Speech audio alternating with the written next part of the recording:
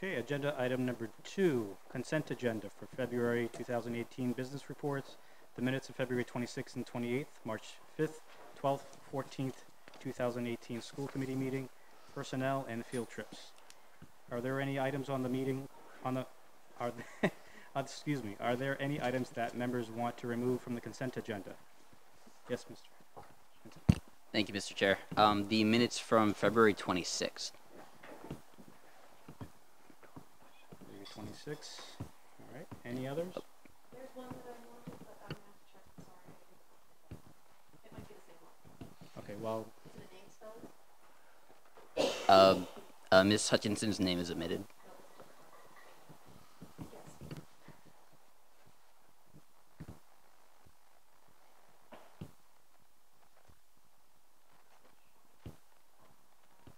No, it's from March 5th.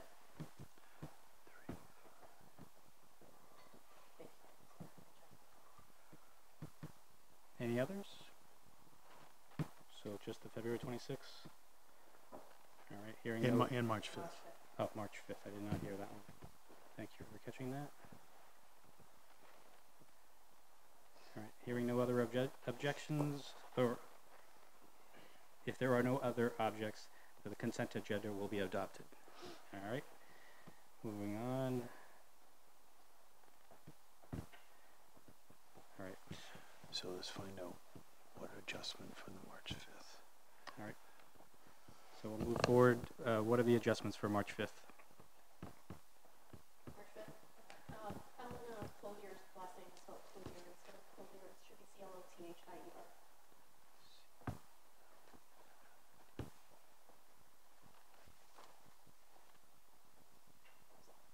Do we have to make a motion for each one separately? No, we could have one motion to accept the minutes as amended. So the February 26th, Ms. Hutchinson's name, is that correct?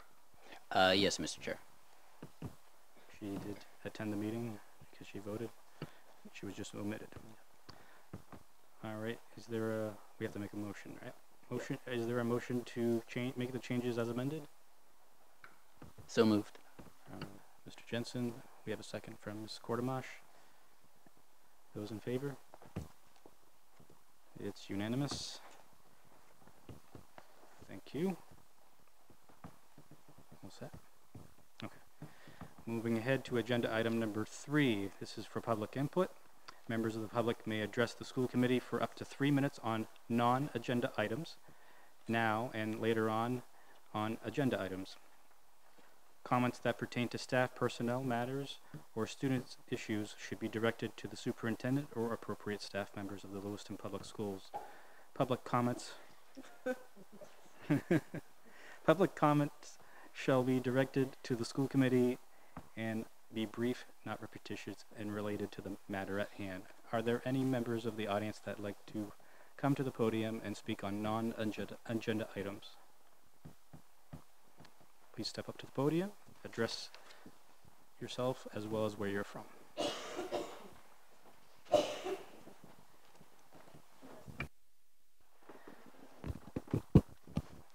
Hi, I'm Karen McClure-Richard. I live in Ward 5. I just wanted to invite you all to the Lewiston High School Center Stage Ensemble. The Drama Club is presenting Bye Bye Birdie. It's a really fun show. It's Elvis-inspired, takes you back to Sweet Apple, Ohio in 1958. So the costumes and the songs and the dance, everything is very much to that period. The kids have been working hard. They're working right now, and they've been working every day for a few weeks now. We have a live pit that also includes students, teachers, and community members. So the show opens Thursday night, 7:30, runs Friday night, 7:30, Saturday night, 7:30, and there's a 2 o'clock matinee on Saturday as well. And it's at Lewiston Middle School. Thanks.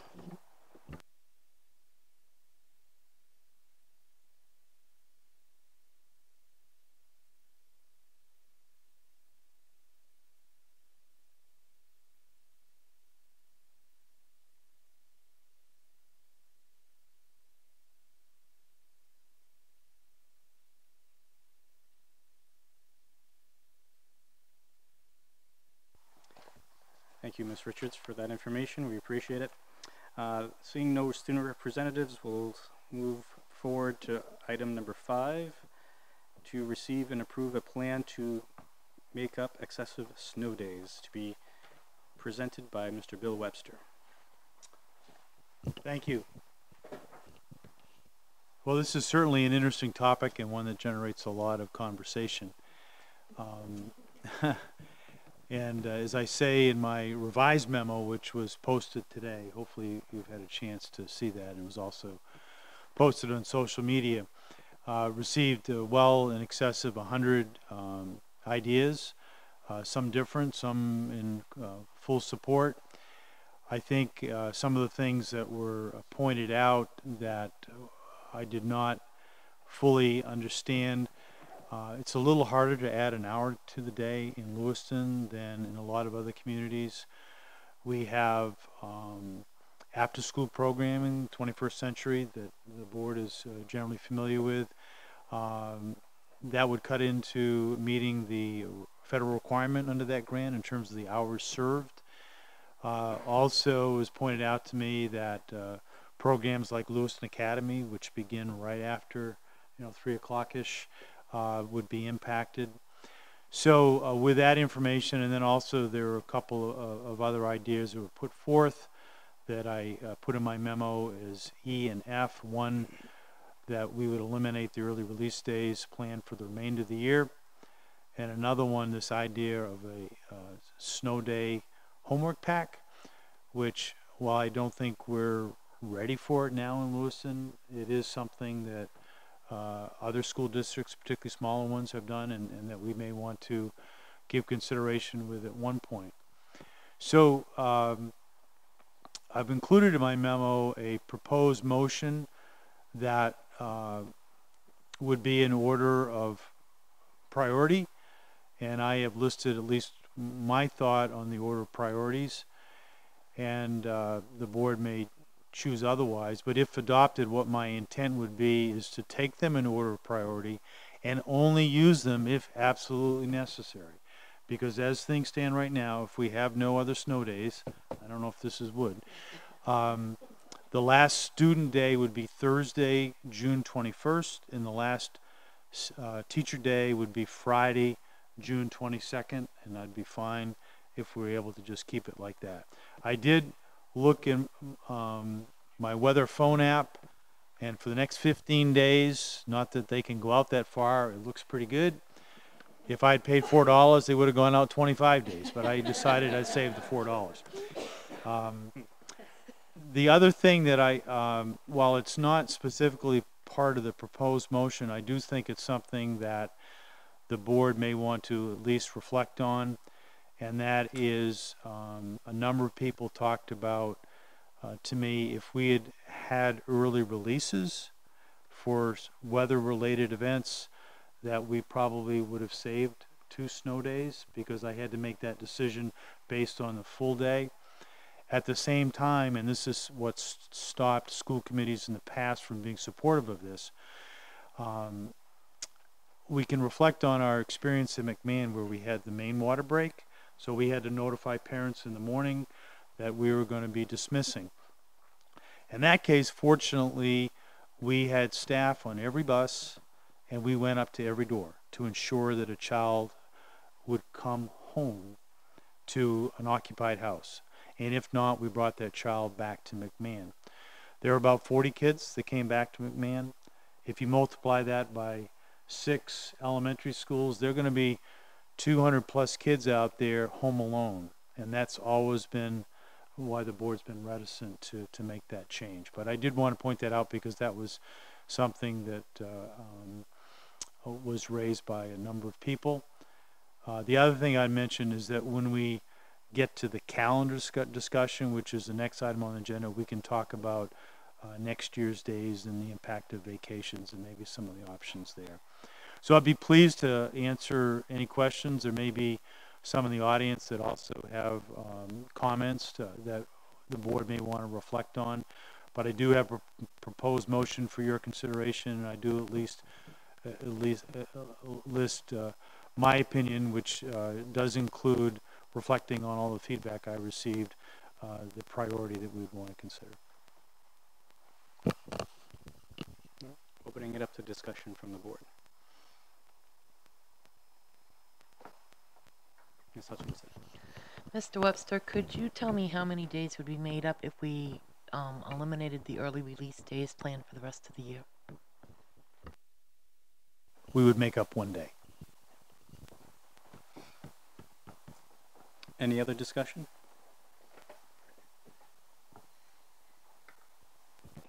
Mr. Chair, I'd be curious to see what any members of the audience have to say before we dig too far into it, I suppose.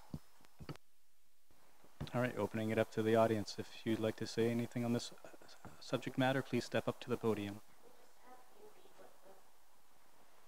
Sure. So I listed 6 options, and maybe what would be most helpful for those that don't have it in front of them, I'll just list them in my suggested order of priority. And again, this would only come about if we had another snow day or two. So my first suggestion was we make the last teacher workshop day a half day for students. So that means students would go to school a half day on that Friday. That would count as meets the requirements of Additional Student Day. It doesn't need commissioner approval because it would meet that 4-hour requirement. If we do this, teachers would still get paid for and owe an additional day, and they could either make that up by adding an hour or to other days, or participating in some other summer professional development opportunity. We'd have to have a checklist and work with teachers in terms of their determination of how they would choose to use that day. And obviously, that's something we'd have to work out details with the Lewiston Education Association as well. My second choice was to eliminate the remaining early release days for this year. As this will increase student instructional time, it qualifies for meeting the state requirements, even though it might not make sense to people because they're already getting credit for that day, but that's just the way the policy interpretation works. This would be relatively easy to implement.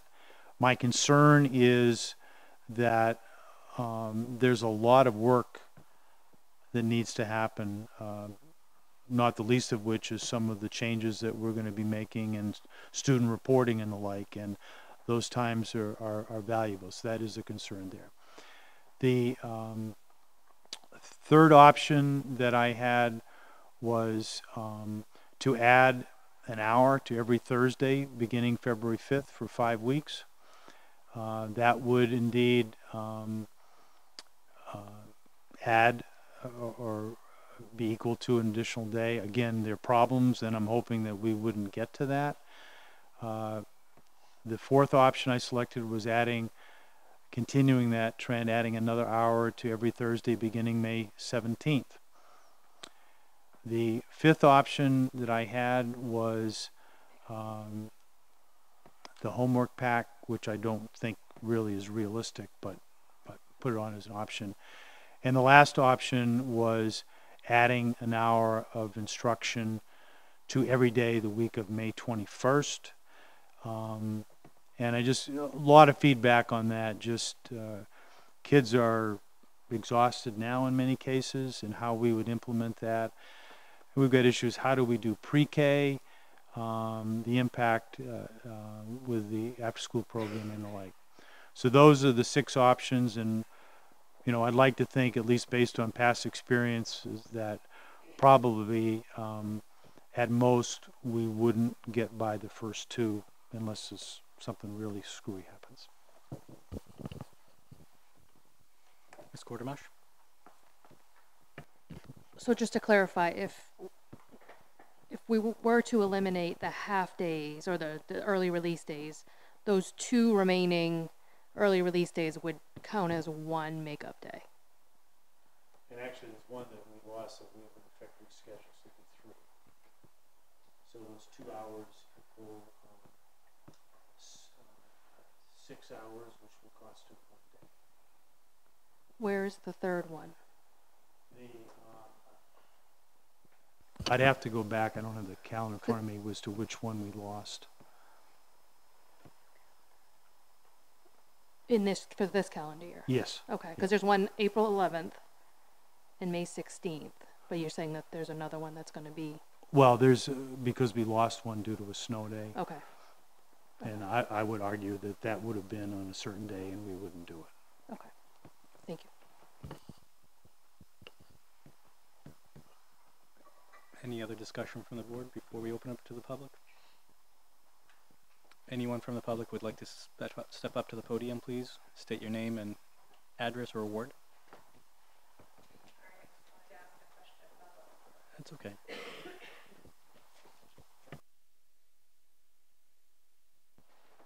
Janet Bowden, 18 Roslyn Ave. I just had a question. I heard you mention an extra hour on Thursdays, and I'm just curious why you picked Thursdays instead of Wednesdays. And I only asked because Wednesdays there is no 21st century after school, so I didn't know if that would be a more logical day to do it on, if that were the option that you went with. So originally my thinking on picking Thursday was that there was, we didn't have the conflict with the PLCs and the early release days, because how do you add an hour to an early release day? That would, to me, would just be thoroughly confusing. But your point's well taken in terms of the 21st century. Yeah. And, conceivably, the board could amend this to, 1 hour to a day for 5 consecutive weeks, and we could work with that further. So that's a good point. Okay. And just one more question on it. Did you by chance reach out to the teachers and ask them what their preference was on these options? Yes, I corresponded with all teachers, actually with all staff, and probably received about 50 responses. And I would say that the responses essentially married the order of the recommendations that I have here. There were differences, but generally they were very supportive. A lot of them pointed out the challenge of that 1 hour, particularly for things like pre-K and our special ed students. Yep. Okay. Great. Thank you.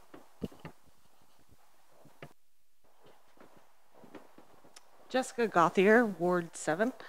I would like to agree as far as the Wednesdays, due to I have 3 children in elementary school and middle school, and all of their activities are on Tuesdays and Thursdays.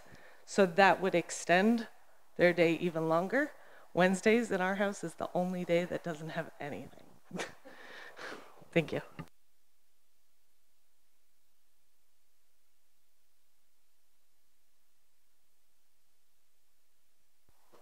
Any other discussion before we move it back to the board? All right. I have one, but it's not about this year's problem, it's about future, so I don't know if you want to... Is it in regards to this agenda item? Yeah. If you'd like, just step up to the podium, please.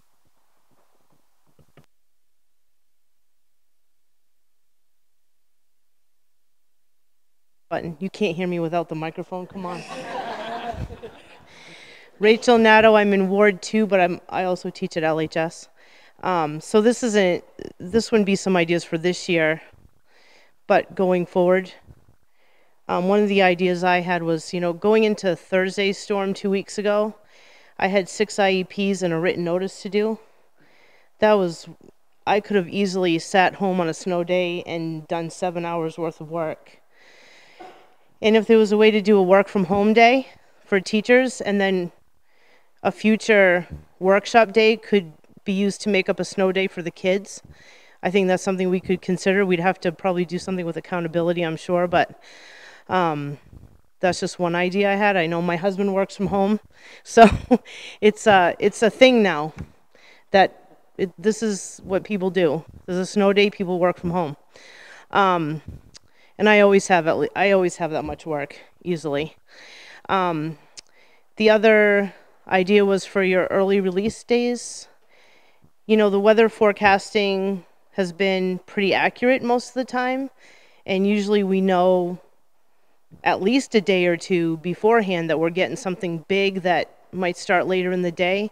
And it seems to me if we start doing early release days, there are going to be some occasions that we're going to be able to warn parents ahead of time and teachers to plan for a high possibility that we could be doing an early release day for an upcoming snowstorm. It's not like we're surprised by these, usually. Just a thought.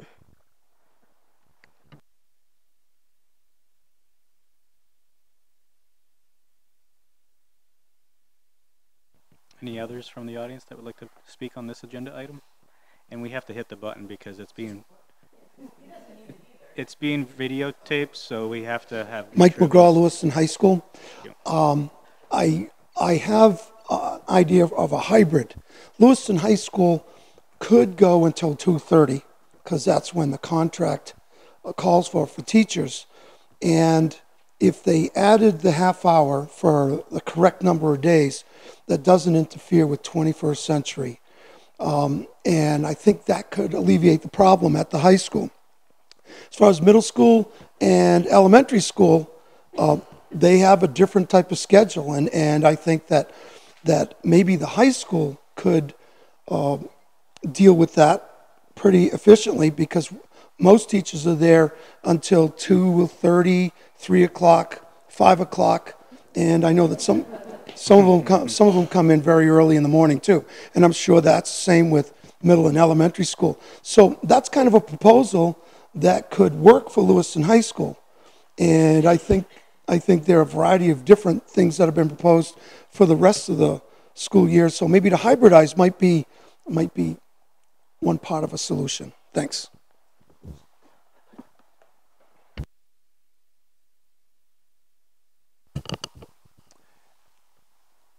And I appreciate your thoughts, Mike, on that. The one challenge we have is our bus schedule is so tight, so that bus that leaves the high school 15 minutes later means that we're going to have those elementary schools also be 15 minutes later or 20, whatever it might be. And some of those, that means there's going to be some kids getting home close to 5 o'clock. But that is definitely an option. To do something like that would probably have to be like essentially added to every day for the rest of the year potentially, or whenever we started it. And there are some districts that have done just that. Any other public comment on this agenda item?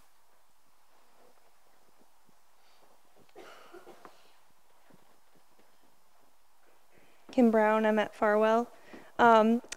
I can speak for my third grade students that by 2:30 itself is already difficult to stay engaged, and so an extra hour would be challenging on that. But speaking for colleagues, I'm not in this part of my life yet, but colleagues that have young children, and speaking from somebody who will eventually, and my husband works self-employed, so if they're getting out of work another hour later and they have to pick children up from childcare by 5, especially if they're traveling, that could be challenging for them if they don't have any other means of somebody to pick up their own kids. So I know there's quite a few staff members at our school that have little kids, and they are the only ones who are commuting them back and forth for childcare. So for staff members, this could be challenging as well as it is for the kids. So.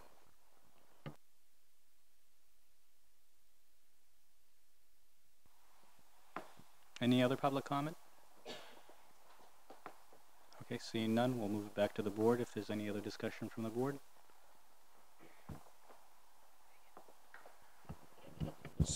So we could move option A at this point and just go from there. I mean, if we have another snow day, we could have the same discussion. We're meeting enough during budget times, right? Option A would get us by. That is potentially correct. If we have a 2-day snowstorm, which we had last week, and option A would still be predicated on having reaching an agreement with the Lewiston Education Association. All right. We're meeting twice a week, so I just think, I think we should go with option A and move on, because we can discuss this for hours. And I just, and there's a good chance we're not going to get any more snow that's going to cause school to be canceled. So I'm going to sit. Says Wednesday night.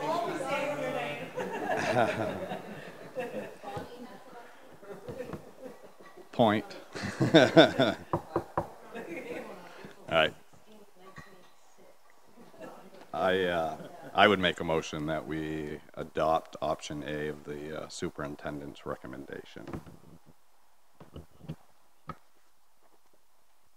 Oh, wait, we have a motion for option A. Any other? Oh, we have a comment. We can get the motion. Yeah, is there a second of the motion first? Second. Care and Hutchinson. Discussion to the board? Yes? All discussions open for the subject matter. Okay, so it's not just to his motion. You do. The DOE commissioner had put out a newsletter recently regarding, on March 6th, regarding snow days in Maine because of the amount of snow that we've had all over the state. And part of it, I noted, says that the commissioner will grant waivers beyond the 175 days of school, the requirement for 175 days. They'll only be granted after school officials have exhausted all reasonable avenues for making up lost snow days and in extraordinary circumstances. So does that mean there is an option that if we can't come up with one of these arrangements to meet those 175 days, that you could file a waiver and we could not have to meet those 175 days? So I'm not an attorney, but my interpretation of what the commissioner said was that he would want to see a good faith effort on the part of the school board in coming up with a plan. And then, despite those best efforts, if there were some a rare blizzard in May, consider it at that point. But I would think that it would be imperative for this board to adopt some measure tonight before something like that could be used.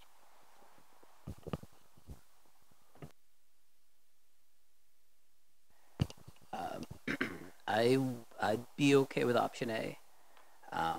I know it's, if we do that, let's see, teachers or staff would have to make up additional professional development time, if I'm reading that correctly. I heard a good suggestion there before. Could we give them the option to work at home to make up that time? That way it wouldn't have to cover any particular school day. And I know a lot of staff work from home as is. I didn't, if I could push for that option, I would. So I think the details are something we would have to work out with the LEA. Certainly an option could be related to home. We would want it to be a professional development opportunity and not a regular, preparing lessons and that like. But that's certainly a possibility.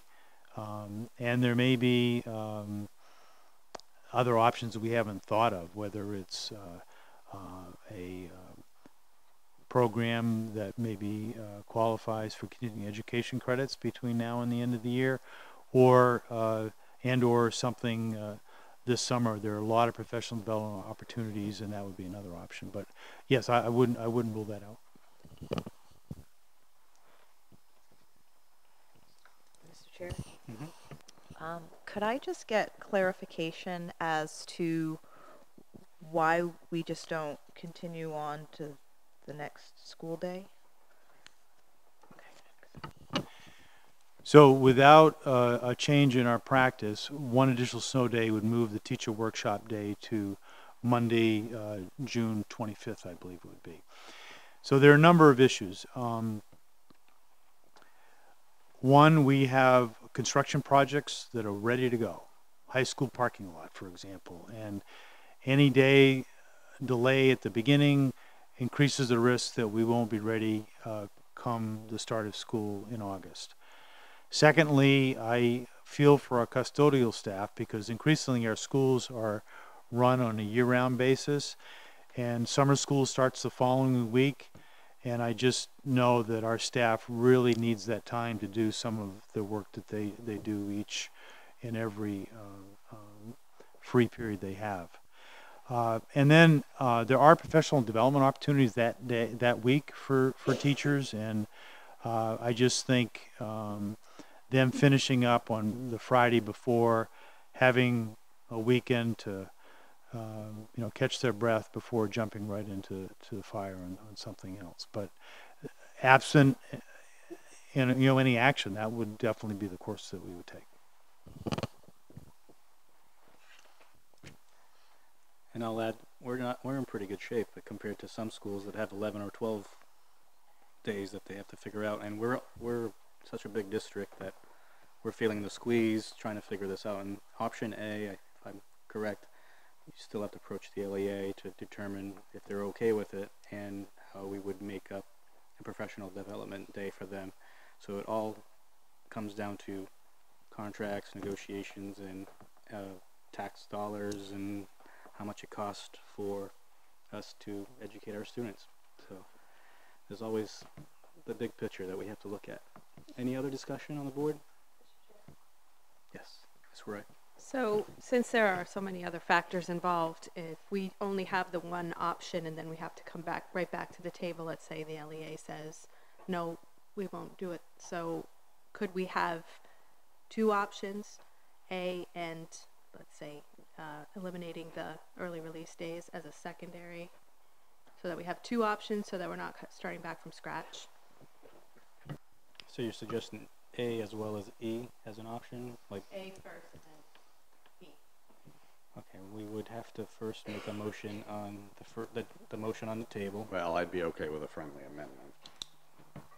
Friendly amendment. Look at that, he's getting friendly. That's my middle name, friendly. Is that what it is?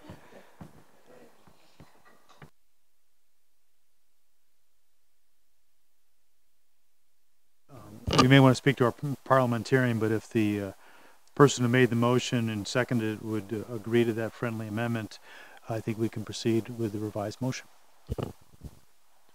We have a motion and a second from, go ahead. I think Mark will have to make the motion. I think he just did, but Yeah. would you Could you repeat your summarize it? motion for the amendment? Well, I'm not making the amendment, but I'm saying I would agree to an amendment. And Tina would have to acknowledge that, agree to that as well, because she seconded it. I'm asking. Okay. So you would have to make the new motion as well, is my understanding. Because it's yours. So A and what? E.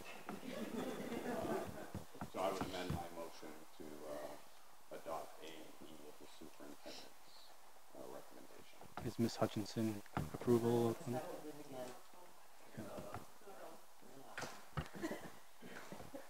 You didn't have it on either, so I would second it. Okay, we have a motion and a second for the amended position on the table at the moment. Is there discussion from the board? A and E, yep. Okay. Those in favor? Those against? Okay. One against? Nobody abstained. You got all that written down? Got it? Okay. Moving ahead to agenda item number 6, to receive and approve the first reading of the 2018-19 school calendar. Mr. Bill Webster. Yes, so in the packet is a school calendar that is identical to what the board was given over a month ago, with two possible revisions. And these are presented more to initiate discussion than necessarily to constitute what should be adopted. The first change is the planned teacher exchange day, which is on March 22nd of 2019. And I might mention up front that most other area districts use this as a workshop day. but they don't have the March parent-teacher conferences where our teachers work 2 evenings, and in exchange for doing that, we've given them this day off. So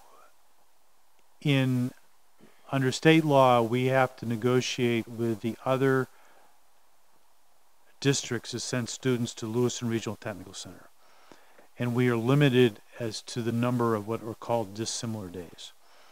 So this being an exchange day and other districts it being a workshop day, it is not a dissimilar day because it doesn't affect students. If, however, we used it as a makeup day, and it might, for example, let's say that we were to say if we've already used, and I'm just making this up, 5 snow days as of March 1st, this is going to be a student day. It would be a dissimilar day, and we would have to build that into our equation. I think, though, we had 4 dissimilar days in this year's calendars, and this would make it the 5th. So if we did that, again, that would become a student day, and teachers, instead of having a day off in March, they would in fact get out a day earlier at the end of the school year. So I think that may be a debatable possibility, but it's certainly an option. The other thing on this calendar is presenting 2 days in the in the April 2019 break as potential makeup days. And again, this would be along the lines probably if we had, and I'm just making this up, more than 8 snow days by April 1st, those are going to be student days or something to that effect. This is presented here because more than one school committee member has mentioned this possibility to me, and it's not something that I necessarily support, but it is something that more and more people have talked about, and also from the standpoint that there are many states that only have 1 school vacation for K-12 students in March. I have 2 nephews that live in Maryland, just as an example, and next week is their vacation week. There is no February break. There is no April break. This, I don't believe, is something that Lewiston can or should implement unilaterally. There'll be a lot of pressure, particularly in keeping that February vacation, and if you're going to have a vacation in February, it's an awful long time not to have a vacation in April. March kind of fell in between. And whether that's something that this board would like to pursue further with state authorities, although we've been told this is not a requirement of law, so the board does have this flexibility. I do think, though, that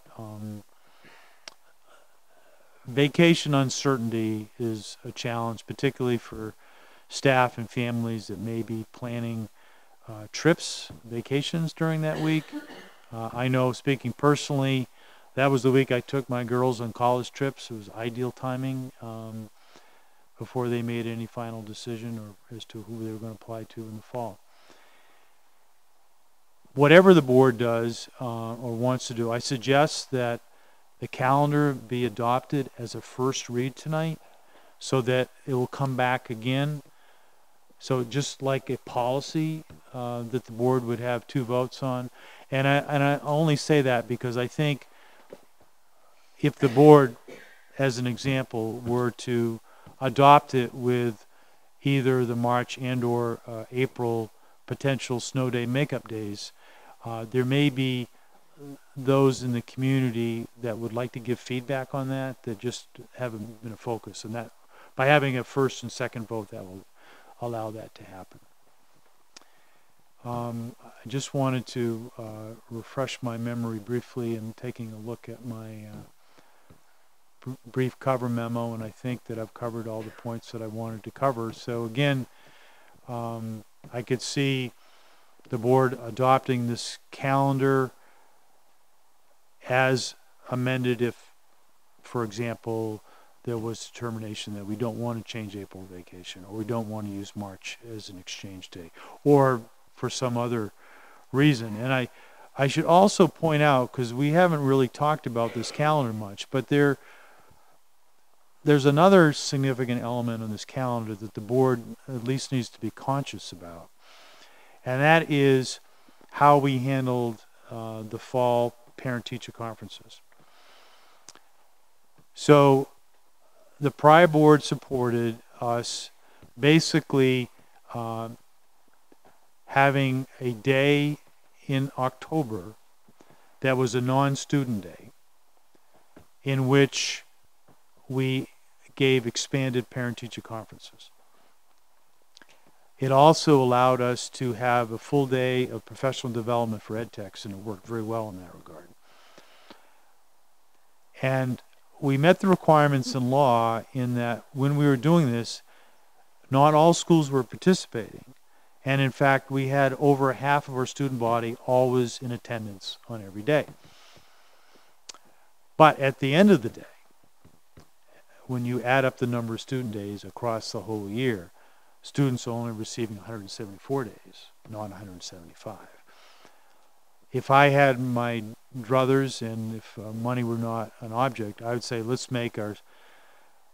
add another day to the school year, which would ensure that students meet the 175 days and still have that flexibility of giving teachers that additional time to have real meaningful discussions with parents on children. So I bring that up because that is, I think, significance and not something that should be taken lightly, or I just want to make sure the board fully understands that. Discussion from the board? Ms. Parks? I know I've asked this in the past and I don't remember the answer, so I'm going to ask again. I know other districts do half-day Fridays and half-days before a vacation, so it counts as a student day, and then the other half can be teacher workshop. Why do we do Wednesdays instead of Fridays? Is there a reason we can't do half-day Fridays and then a half-day before each vacation, and that would add extra days to the calendar? So that is certainly an option. It's something that I would be very interested in the input from the LEA on as to how they would view that. Traditionally, we've had 3 Wednesdays a month be the PLC days, professional learning community days, in each school, and teachers are required to participate in those. And by having the early release days in those days, it gives us that extended window of time. If it were moved to Fridays, I don't see teachers wanting to stay beyond the traditional time. So I don't see us moving the PLC days to Fridays, and it would make, not that it couldn't happen, but I think it might make the Wednesdays less effective, or certainly less able to have that full block of time. There may be some in the audience that have more information on that, but that's my understanding. Any other discussion from the board? Mr. Chair, I'd like to chat a little bit about April vacation, the possible snow day makeup on the 18th and 19th. I think you either don't mess with it and leave it as is, or you take it out. I think, saying 2 weeks before April vacation, sorry teachers, but you're going to have to work. I don't think that's a good plan. I would think if I was a teacher, I'd be planning months ahead of time for my April vacation and then not having to go. So that's my 2 cents on that. I'd like to hear what other people have to say. Ms. Wright?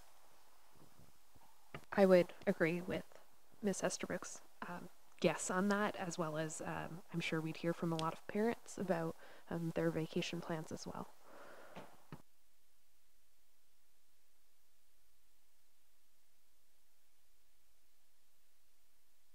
Any others on the board?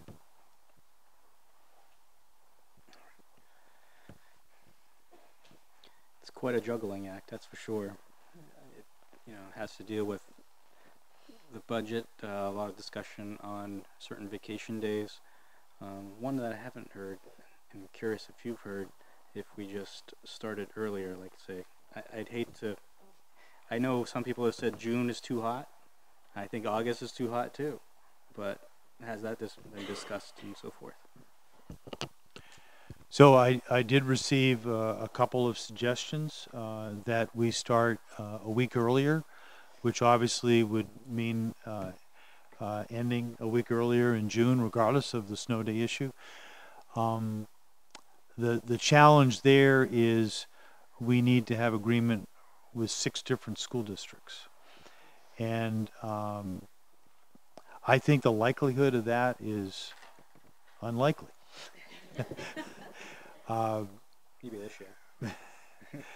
Right, because the calendar that we have here is something that the superintendents first met and put together and came to an agreement on in January, and so this calendar has already been presented in different forms to the other boards. An example of a change we made in this calendar, the January workshop day was moved from January 2nd to January 22nd, the day after Martin Luther King Day.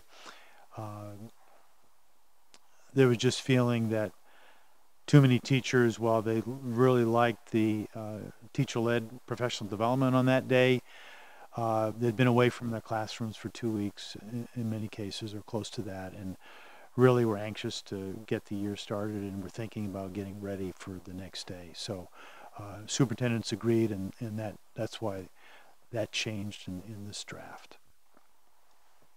But if it were the desire of this board, I'd be happy to pursue this, but it's probably for the following year, not this year, or 2019 and 20, not 18, 19. All right. Any further discussion? No? Okay. Open it up to the public.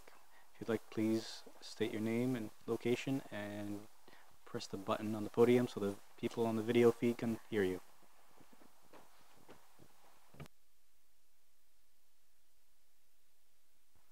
Samantha Garnett Sias, 74 Rachel Boulevard. I work at the high school and work with the LEA. Got my snow boots on today, seems fitting given our conversation. But a couple of notes about the proposed calendar, and I've already shared thoughts with Mr. Webster. But the full day conferences that are scheduled in October, concern that I have is that that's another day without instruction for our students, and it seems like more than ever we're losing instructional time for various reasons. So, every moment is precious with our students. So, not having that day is something that we would want to think about. And I know, Mr. Webster, you've agreed at thinking about a different solution possibly for that. But I would definitely concur with Ms. Estabrook and then Ms. Ray that I'm willing to bet there are families in the Lewiston school community and also teachers that maybe already have next year's April vacation booked, like paid for. So even knowing now might be just because it's historically been that way, right? So just something to consider as you process your first and second reading.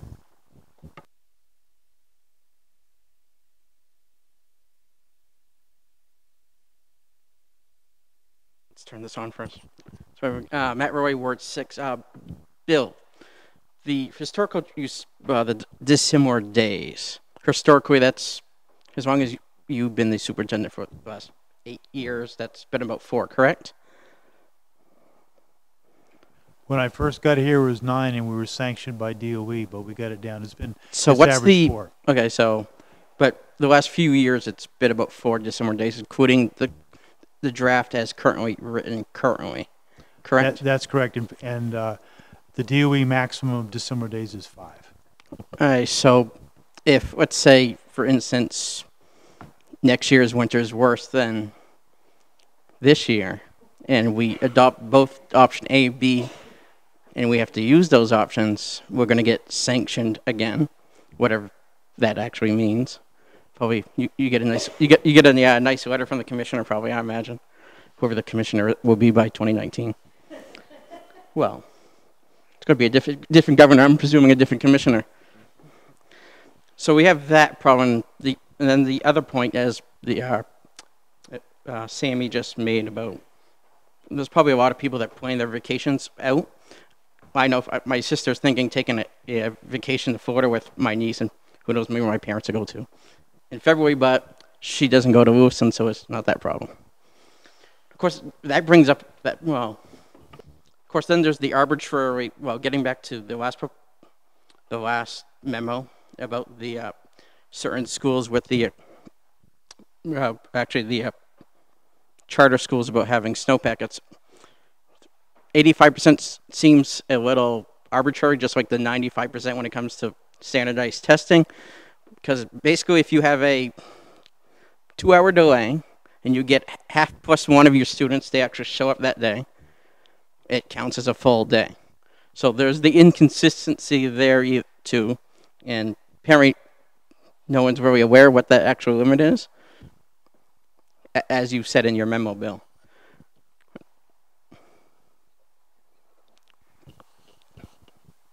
The 85% is something that was told to me, but I have not verified it. I do not know if that's true.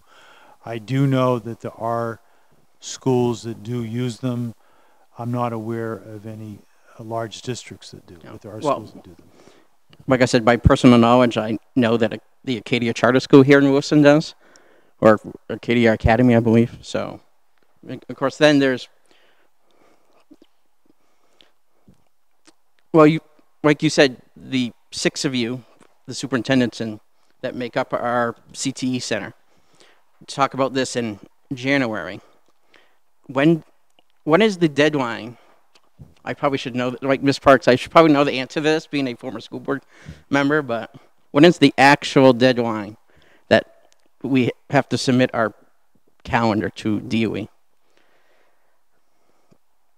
Just a reminder, I normally don't allow this as a question and answer session, and I usually only allow about 2 to 3 minutes.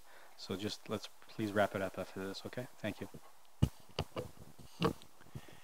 So I don't think the deadline with DOE is an issue. I think it's an issue with our teachers and staff and families, because many of them are booking their plans a year in advance. So I've always operated on wanting to have a calendar adopted prior to April break. And as one of the other members of the public spoke in, not to keep dragging Sammy in this, but it's, it kind of goes with the territory, being the president of the teacher union to a certain degree about these things. That well, you have at a certain point, people playing these things, and there's also the consideration about whatever sanction means. It's just like, do you use the carrot and the stick idea when it comes to school budgets and those issues? It's probably just a letter and here you go, because it's never actually been enforced. And as school board members, I guess I'll speak to myself. Mr. Roy, your time's in a up. present. Thank you. It hasn't been 3 minutes. It's been well over that. No, Mr. Chair, I disagree. This is not an argument, Mr. Roy. You can either have a seat or you can leave. Thank you. Any others from the public? Seeing none, I'll bring it back to the board. Any discussion from the board? Mr. Chair. Yes. So for clarification, if we want to do this as a first read, meaning we would come back to it with any sort of changes we want to make, do we make a motion for a first? How does that work? How do we do that to say if we want it as a first read? Is it a motion we have to vote on? And we can confer with Ms. Ray as well. I believe we would include that in our motion, that this is the first read with amendments to be forwarded to, I imagine, Bill, and the second read to set a date for that.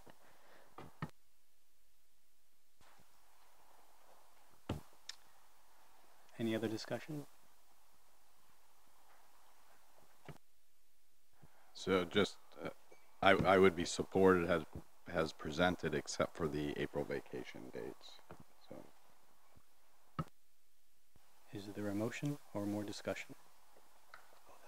Mr. Chair, excuse me, I'll get back to the agenda. I move we receive and receive and approve the first reading of the 2018-2019 school calendar, amended to exclude the dates of April 18th and 19th as possible school makeup days. Second. Snow makeup. Oh, thanks. Good teamwork there. Good. We have a motion on the table by Mr. Jensen, a second by Ms. Hutchinson. Any other further discussion?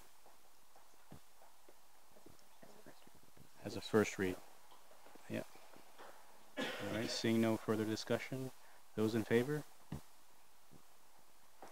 It's unanimous. Thank you.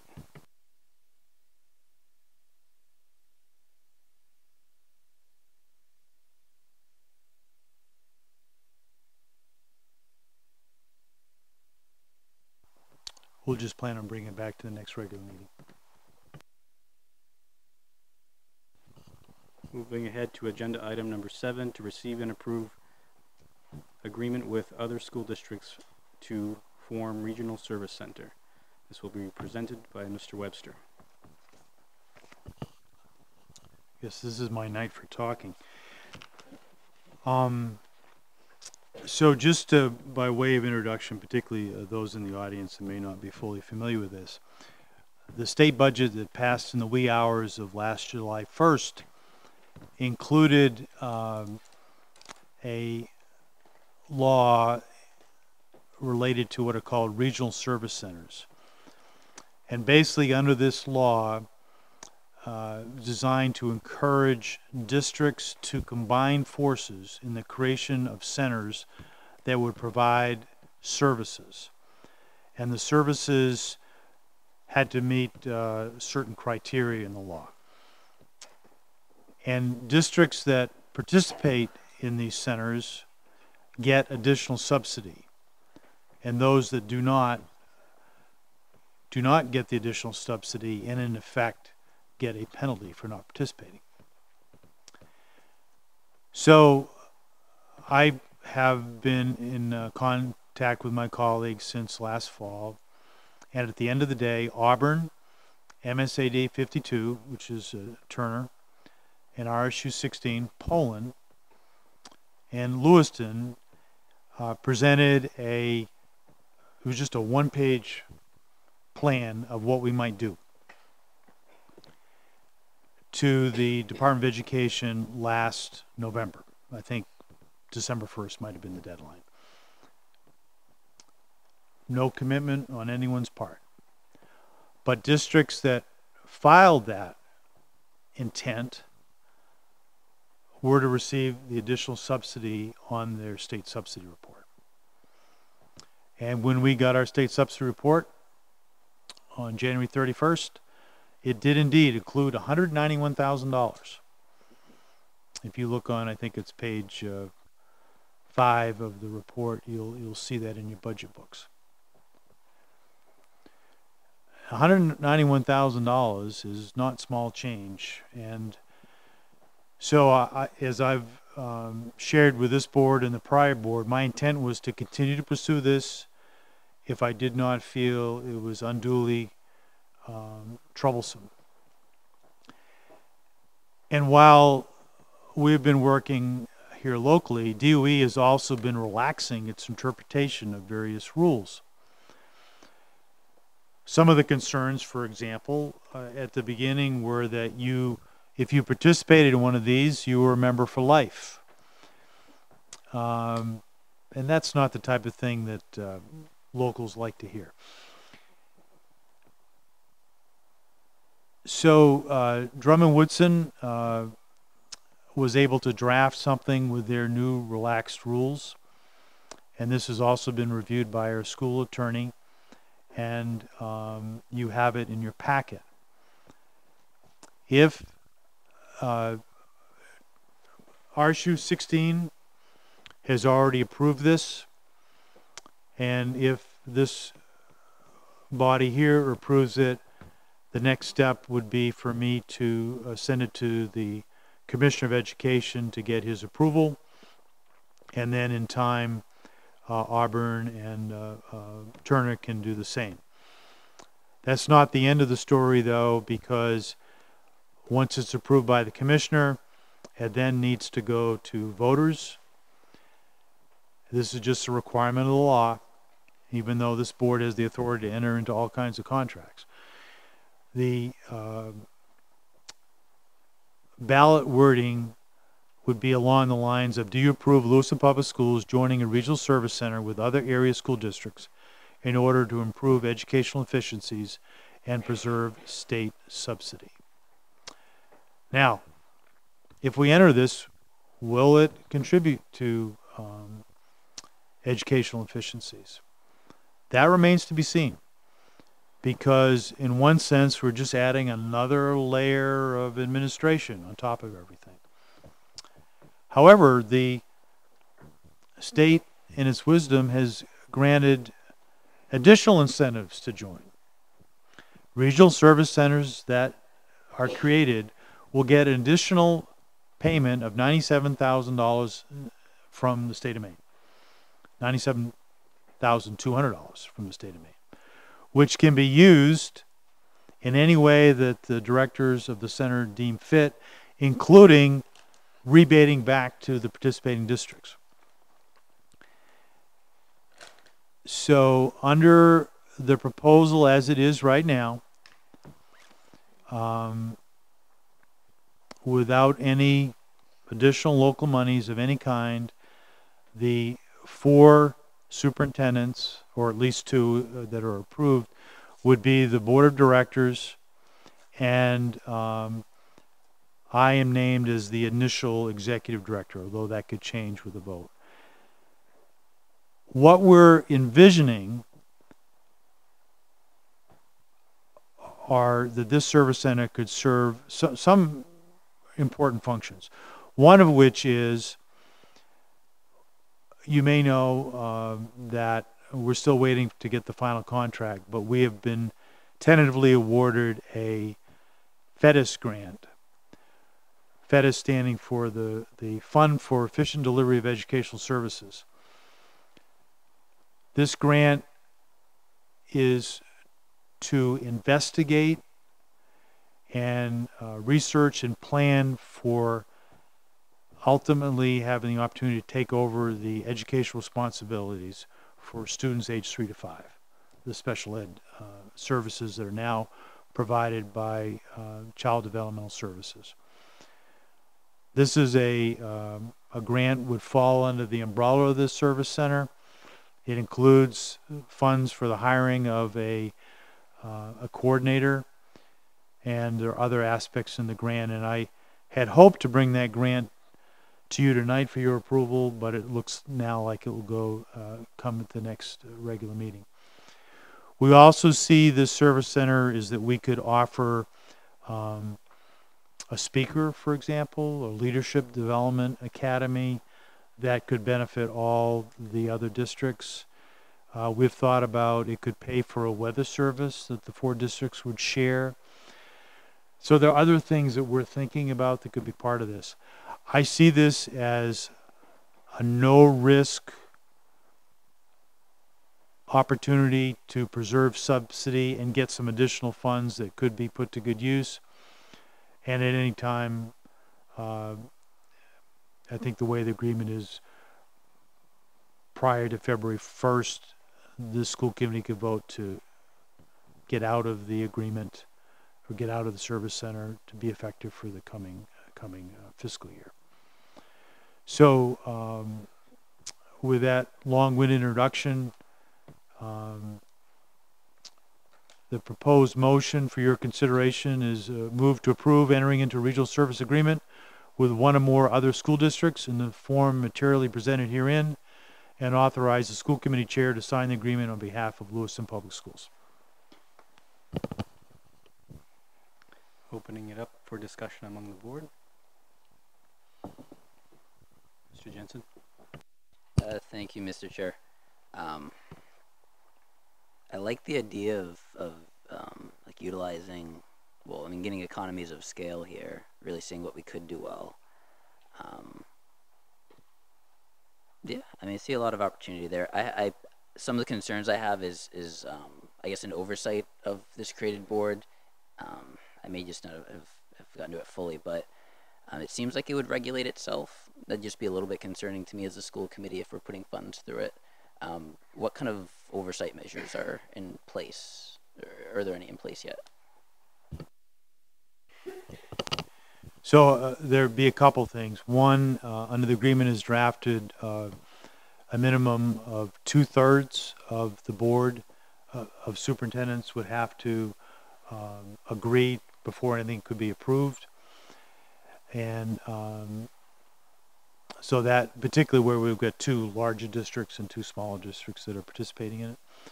And then nothing could be assessed without this school committee approving it.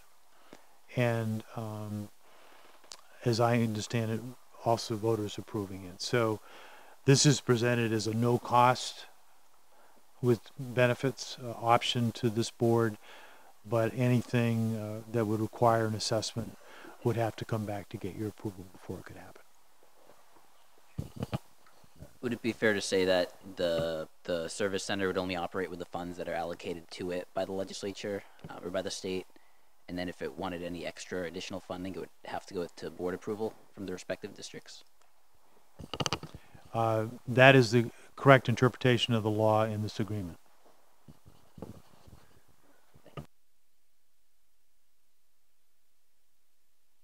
So I also agree that this offers some great opportunities for savings. And I kind of say that tongue in cheek because that layer of government, it can so easily become out of control. But I think if we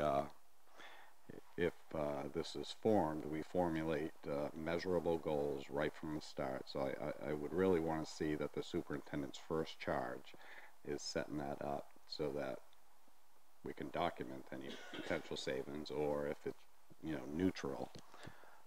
So I think it's a perfect opportunity, but I do think we have to place some safeguards, or at least the superintendent should be placing safeguards so that we can justify to the public this another layer of government.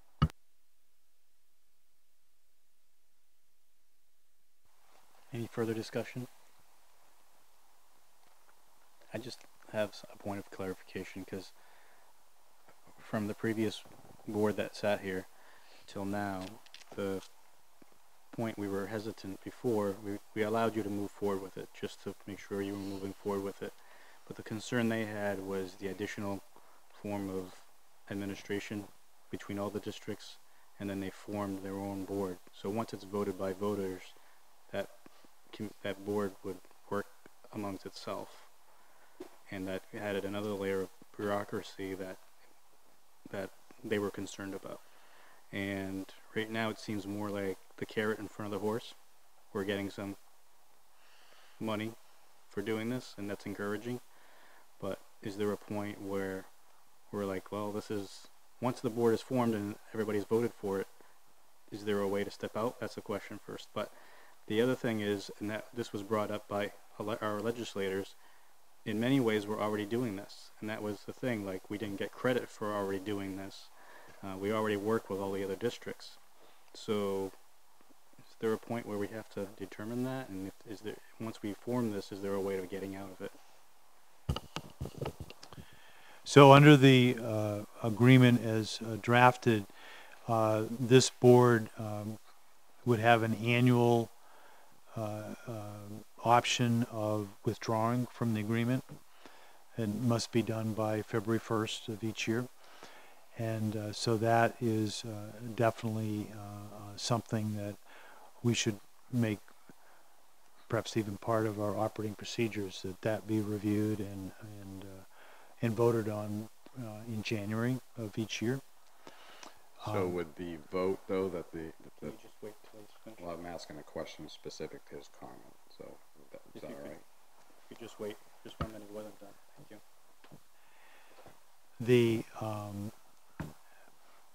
And I think, also at any time, this board would have the authority to direct its superintendent to do or not do anything in regard to this in terms of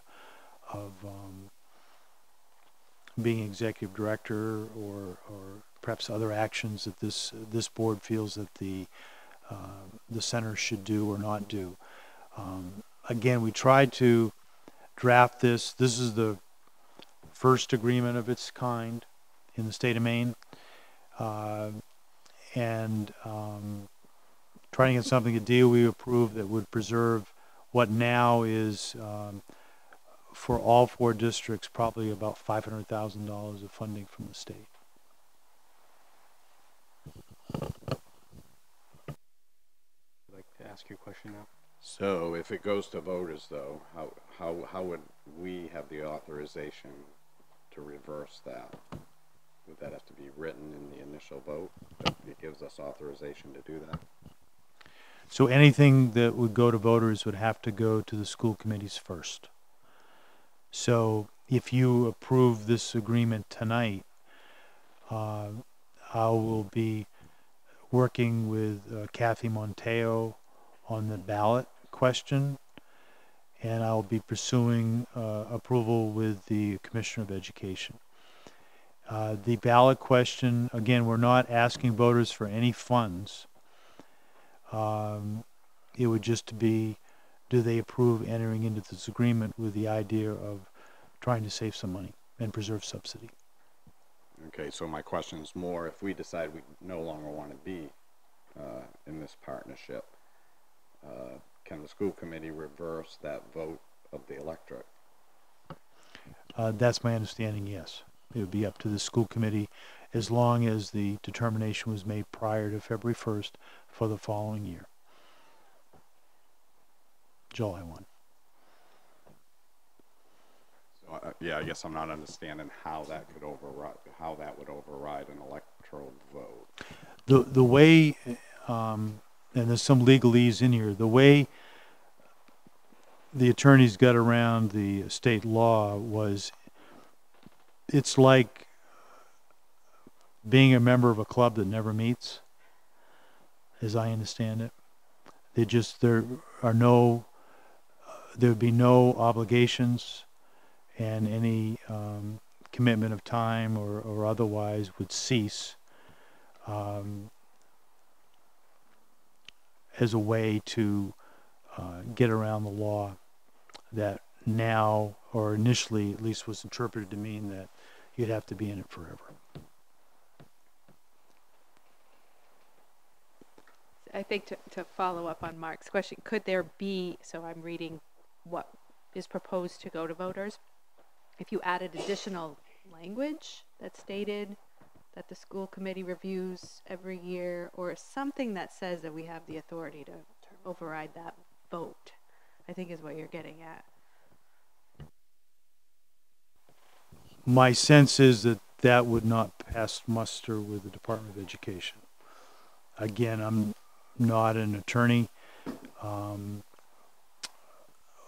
One option, if you wish, this body could approve the agreement as drafted tonight, but also ask for a second vote before it goes to voters. We would have to do that at the next meeting, and we could arrange for our school council to answer that question. Mr. Jensen? Thank you, Mr. Chair. I was looking at the second document in our packet at the bottom of page 7. I don't know if you guys have that up. I want to say it's Article 17, subsection A. I think that's where it discusses withdrawals. The way I'm reading that is it indicates that we would have to have a withdrawal agreement, and that would have to be made between the board of directors and our superintendent. So it wouldn't be as clear as, at least the way I'm reading this, it wouldn't be as clear as school committee taking a vote. We would still have to give them about a fiscal year's notice and then go into an agreement to withdraw.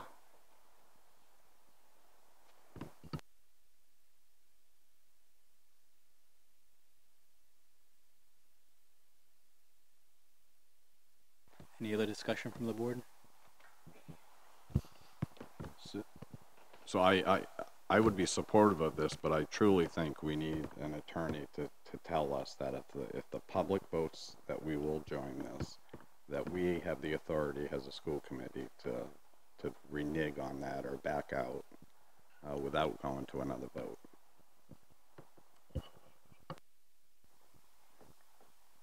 I would agree with what you were saying. Is too much interpretation of what we're reading, and we need just further interpretation that it's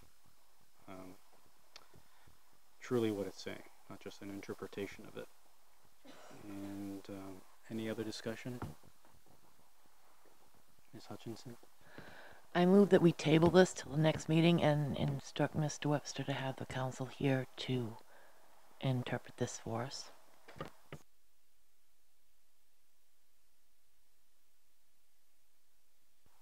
Do you mind if Mr. Webster comments on this before it's seconded?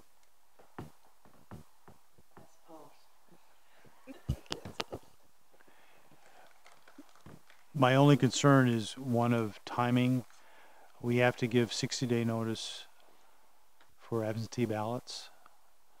And I believe, I need to confirm, but I believe the June election was on June 12th. I hear, yes. So I need to work with Kathy Monteo on the referendum question, and it needs to be available to voters by April 12th.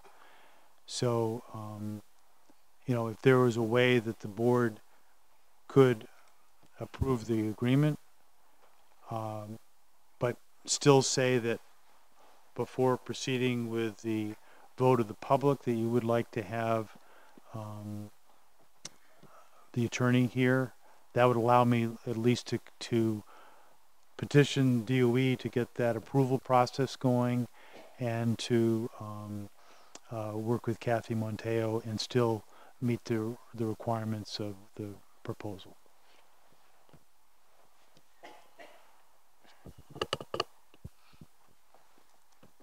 I see the importance of the deadline, but is there a deadline based on the future board or processing of the information right at this time? Or is it just the election that you're looking forward to? My only concern is needing to get the commissioner's approval in time so that the city clerk can certify. I mean, the council, I guess, has probably got to set the election. That I don't know about that, but I do know that time is of the essence and want to get the process going. So I'm comfortable with passing this because you know, whoever makes the motion originally can just can ask for it to be reconsidered. So I'm comfortable with that. One, I think the attorney is going to say that we will have the authority, but I just need to hear that personally.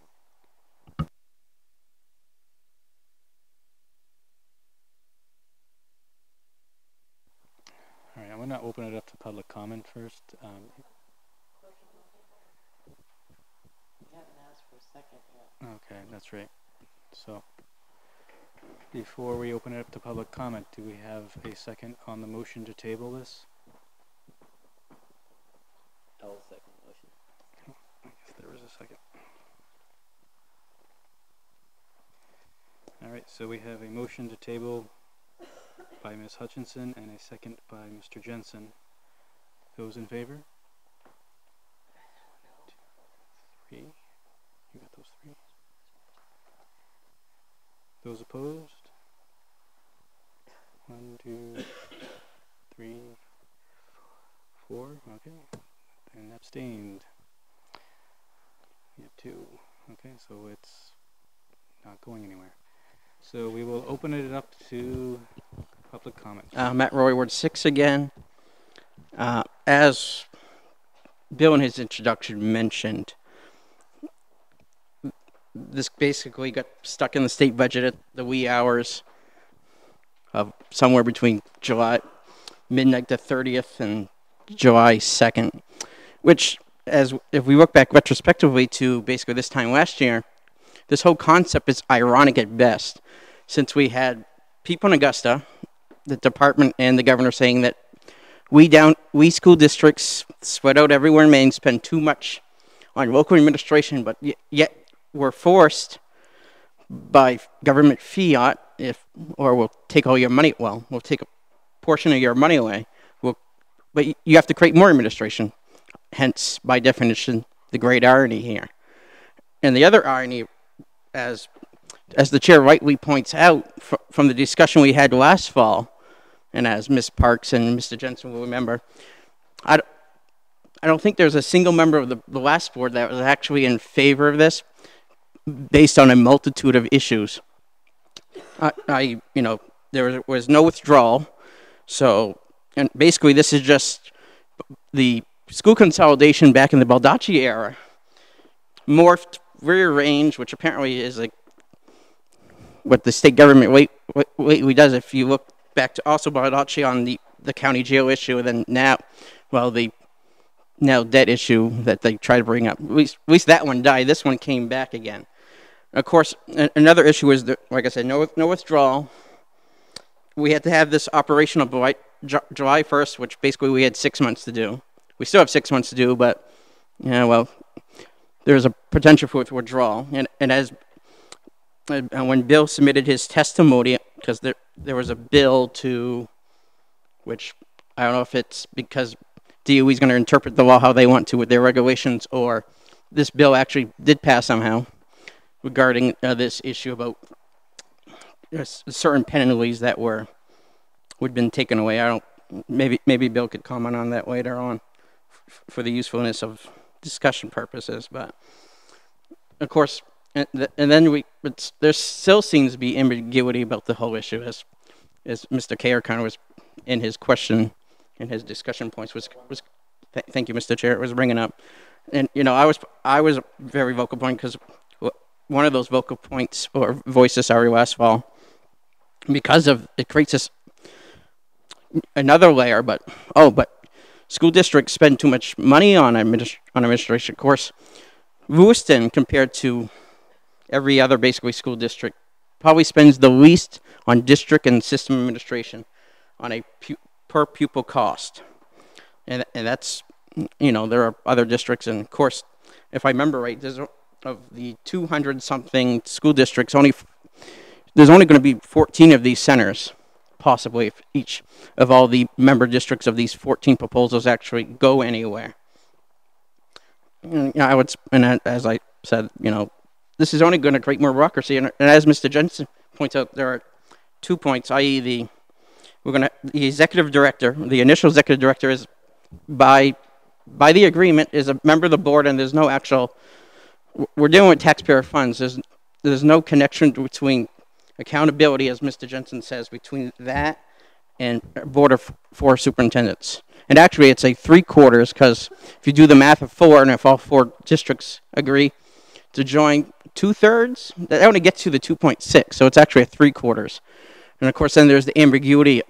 Basically, Bill's ambiguity here being director, the executive director, and a member of the board itself. Thank you. Any others? Seeing none, I'll open it up back to the board.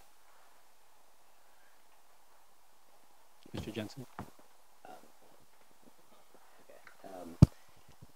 Yeah, I honestly, I think we should table the vote. I can't vote in favor tonight, knowing that, the way I'm reading this, it really seems like once taxpayers, or once voters, I should say, agree to it, the only way to get out is to create an agreement with the regional service center itself, and that doesn't really put us in a good position. So the idea that we could just leave at any point in time, I'm not comfortable. I just don't believe that's the case, so I'd rather hear from our attorney before going forward with it. So those are my reservations at this point. I do understand the time constraint. So I'd like to think of some kind of compromise, but unless one can be met, I don't think I could be supportive. So that's why I'd favor just tabling the motion for a later date. Any other discussion before I move it to Mr. Webster? Ms. Ray? A clarification question on, I think you said it at the beginning, but just to reiterate, council drafted this agreement, so they have seen it, and we might not have the answer to the specific questions we are asking, but they have consulted with this already. Is that correct? I see you nodding, but That is correct. thank you. So I'm looking at this is that approval of this agreement funds 4 teaching positions in Lewiston Public Schools. And rejection of this agreement is a $200,000 budget cut for Lewiston Public Schools, because this is in our budget right now. So in thinking about a potential compromise, and if I had more time to think about it, I could come up with better wording, but something to the effect that approve the agreement as drafted, but also direct the superintendent or move that there will be a second vote before this proceeds to voters. That would seem to allow me to go ahead, but it would protect the board and the considerations, and I would arrange to have Dan Stockford, our attorney, at another meeting coming right up. Mr. Chair, I'd be comfortable with that. I think that'd be Would you like to make a motion? Yes. I don't know if I can so move this one. Check back the agenda here. Let's see. I move we agree. I move we approve the agreement. The agreement with other schools to form a regional service center. With the amendment. Okay, yeah, with the recommendation of the superintendent as amended. Struggling there. Is there a second? All right, we have a motion by Mr. Jensen, a second by Mr. Kerr. Is there any more discussion from the board before we move with the vote? Ms. Ray? I'm so sorry. Could you read the motion again? So if I may, move to accept the agreement as presented and direct that there be a second vote of the school committee before authorizing a go to voters. I might pretty that up a little bit. That was much better than I did. All right, any other discussion before we move ahead? All right, those in favor? Myself as well. Those not in favor? Ms. Hutchinson.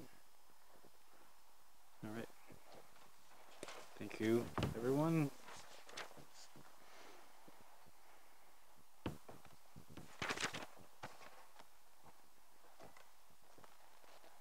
Moving ahead to item number 8, to receive and approve recommendation from Facilities Subcommittee regarding creation of Visual and Performing Arts Building Committee. Subcommittee Chair Luke Jensen will be presenting, not Bill Webster this time. Thank you, Mr. Chair. Let's see. So very excited to announce unanimous decision by our Facilities Committee to create a dedicated committee for the building itself. To really help out with the project. Let's see. And so, let's see, I can just go through the list here of our members. With myself serving as chair, yourself, Mr. Chair, of course, being a member. We'll have our school committee member, Ms. Hutchinson, who's also a member of the facility subcommittee. It's essentially everybody that was on the facilities subcommittee, well, right now, and all the members of the Visual and Performing Arts Committee itself. So rather than just the Visual Performing Arts Committee, this is a dedicated committee for the building itself, for that project. So also in the list, Bruce Damon, Superintendent Webster, Ronnie Parody, Louis Turcart, our facilities director.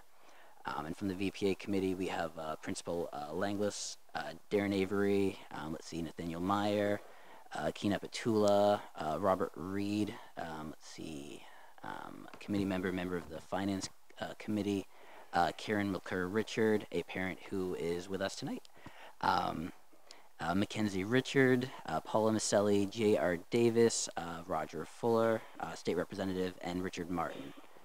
So we have a fantastic group. I'm hoping for the board's approval tonight to make it official, set the ball in motion, make it an official committee. I believe yourself, Mr. Chair, could still add members down the line if you see fit. So that's certainly an option as well. So with that, I will make a motion to authorize the creation and membership as proposed of a Visual and Performing Arts Building Committee to oversee all aspects of the project development and budget for visual and performing arts improvements at Lewiston High School. Second. No.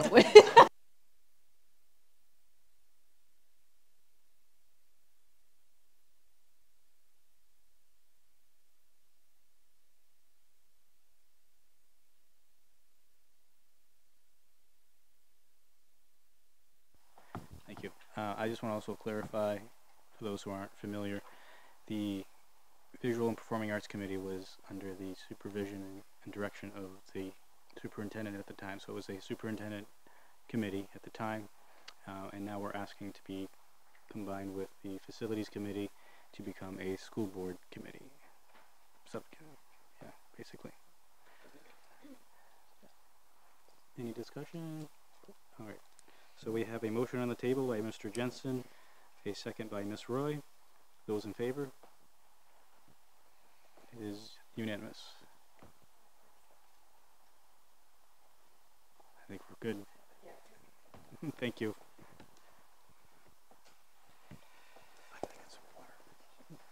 All right.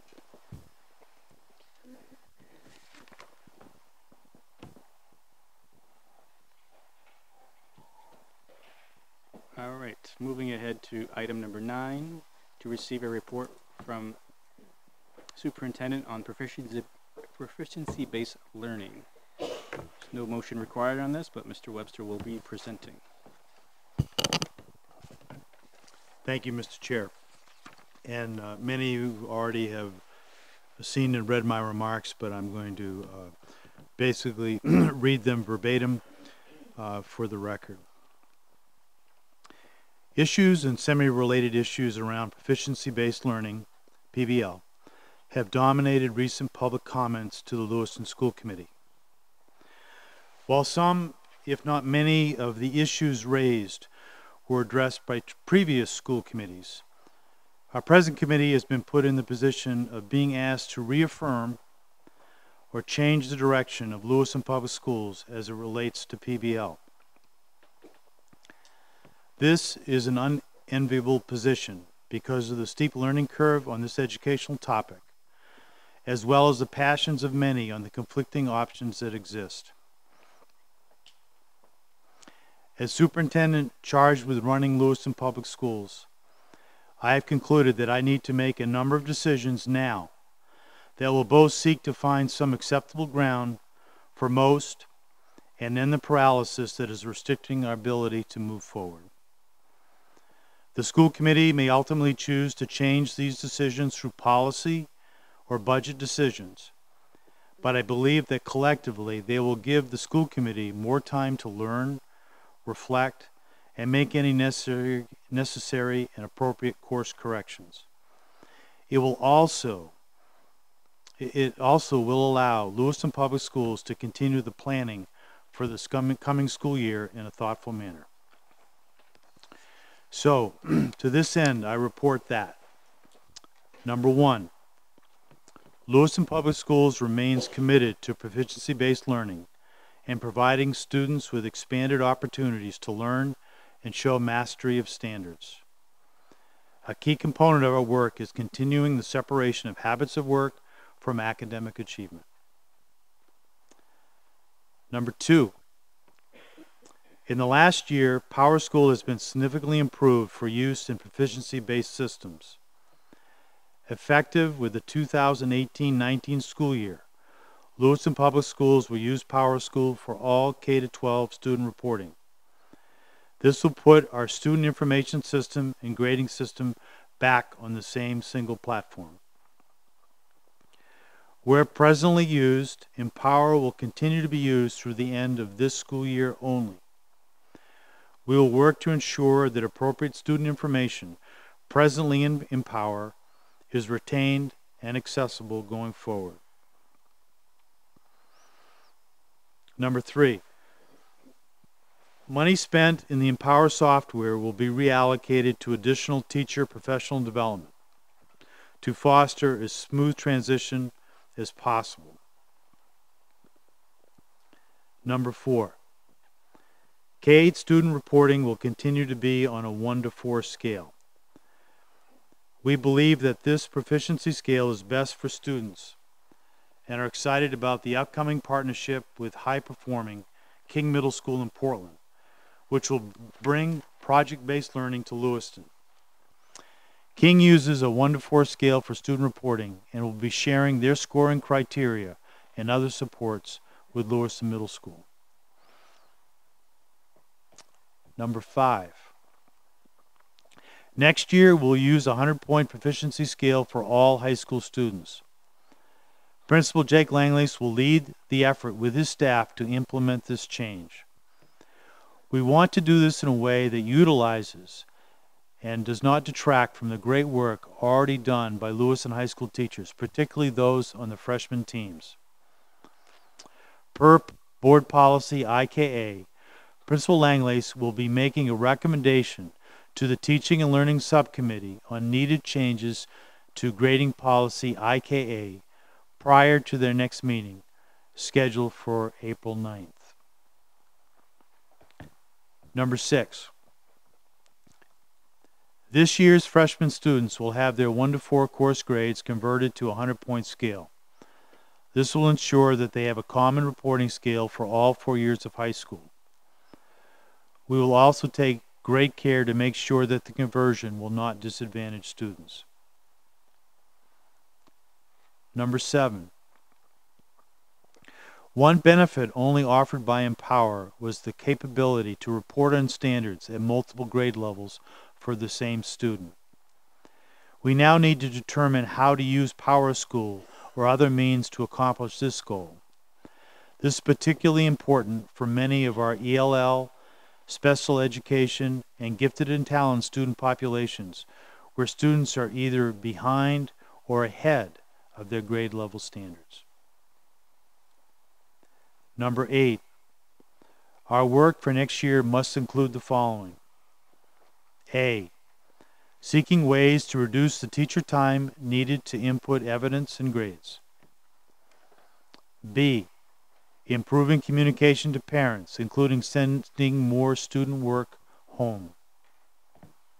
C, refining and revising standards and success criteria to be clearer to students and parents, and where appropriate, reducing the number of standards being reported out.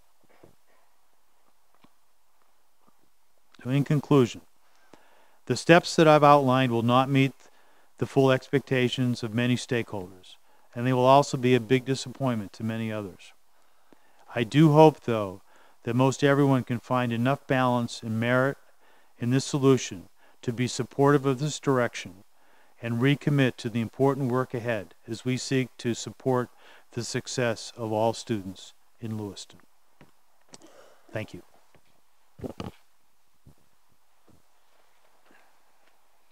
Can I open it up to the discussion from the board? Mr. Kerr, then Ms. Parks. Yep. Oh, okay. I thought you had a question. So directly to Ms. Parks then. One of the other things I'd like to add to what we need to work on, is planning now for transitions between grades 8 and 9 for students, for the younger grades, and especially the younger grades who will have never experienced the 0 to 100 grading by the time they get there.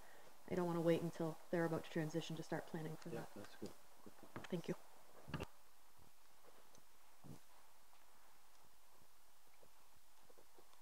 Any further discussion from the board? I will just reiterate what Ms. Sparks said. I think training is crucial. I think we've heard that across all spectrums in this community.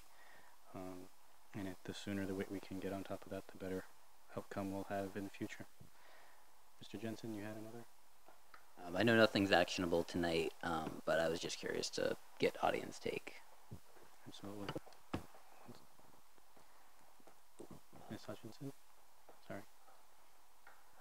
I want to take a moment and thank Mr. Webster for being willing to listen and hear us and come up with a compromise that, while may not be perfect for everyone, is a start in moving us towards having the discussions about multiple pathways, our gifted and talented students, and all other avenues of PBL that we have yet to be able to address because we've been stuck on grading systems.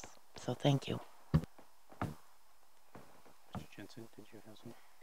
It was more procedural. I was just thinking, because this and the next agenda item are pretty similar, I didn't know if we wanted to hear both. We heard the one presentation, hear the second presentation, and then get public comment, and then discuss it as a board. I figured that might be more efficient. I think I see it as two different agenda items because it's a part of a subcommittee. But well, any other discussion from the board before I open it up to public? All right. I'm just going to ask by show of hands how many in the public would like to speak tonight. Wow, that's unusual. Okay. All right. Anyone from the audience that would like to speak tonight? All right, seeing none, I'll bring it back to the board.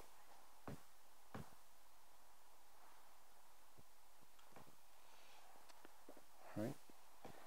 Then I guess Mr. Jensen. Just real quick, I called Bill as soon as I read this.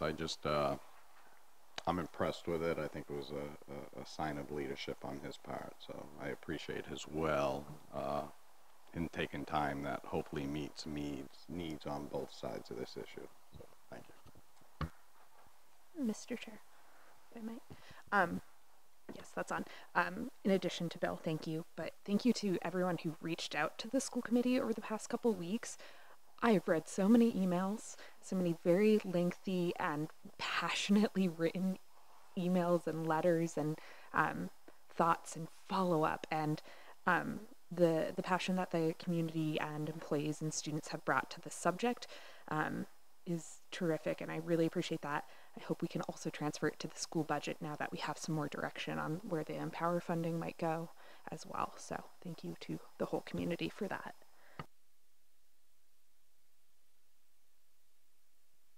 Ms. Quartermash? Just what are the next steps for the proposal tonight? Is this going to go back to the subcommittee? I guess I'm just confused at how we're going to proceed with this proposal. I'll start and I'll pass it to Mr. Webster. Basically, it'll move to the subcommittee for review of the policy with the input from the administration as well as from the Teaching and Learning Committee as well. And then that policy will come back to us for review and a vote for the changes, if that's the way I understand it correctly. But Mr. Webster may want to elaborate. Yeah, so the keyboard policy is IKA, and so Principal Langley's will be working with his team in accordance with the policy to come with a proposal. They're the ones that are going to have to work hardest on that, the implementation of a 100-point scale in a PBL system. And so that the goal is for him to present something to the subcommittee, and hopefully he'll get it to you prior so you could read it prior to your April 9th meeting, I believe it is. And then when it comes to the costs of Empower and any other issues that relate to the budget, that would be part of the budget process.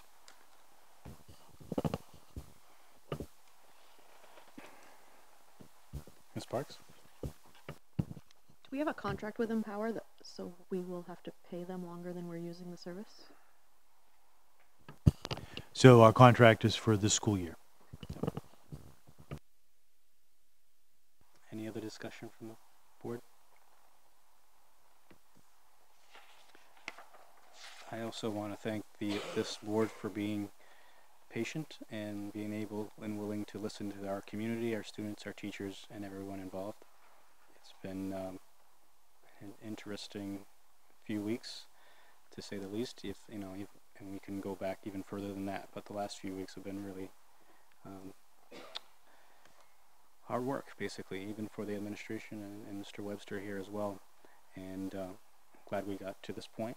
And I'm sure we'll hear much more from everyone as well as we move forward and make additional changes and improvements as we move forward. And as I say that, I'll ask the board again, any other discussion? All right, thank you everyone. We'll move ahead with agenda item number 11, number 10, to receive a report from the chair of the Teaching and Learning Committee, Ms. Tina Hutchinson, please. So the Teaching and Learning Committee met March 12th, and we were just starting the process of coming up with a proactive solution to some of the concerns that were raised in the public. Mr. Webster's proposal has now come up with a proactive plan that I think we can all live with. So going forward, we'll be looking at IKA and changes that need to be made to that. But I also think the Teaching and Learning Committee can be a part of improving the communication to parents, as well as some of the other options that are on the table of what we need to improve on. I think we can start having the discussions on multiple pathways, and what we do with our students that have finished the standards early, and moving them ahead. The more minds at the table, sometimes the better the outcome. But it's time we all put aside any hard feelings that we may have, and move forward. And that's come to the table with your listening ears on and be willing to roll up your sleeves and do the hard work. And our next meeting is April 9th.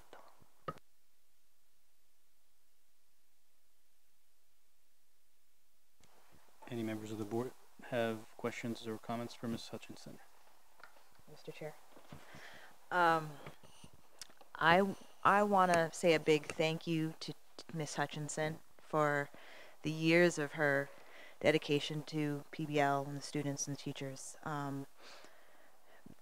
I think hearing from everyone has been fantastic. Having Tina on the board to have the background and the knowledge to get us to move forward with some changes that needed to be made were really beneficial to have her on the board. So I just want to thank you for putting up with everything and doing everything and getting us to where we needed to be. Thank you.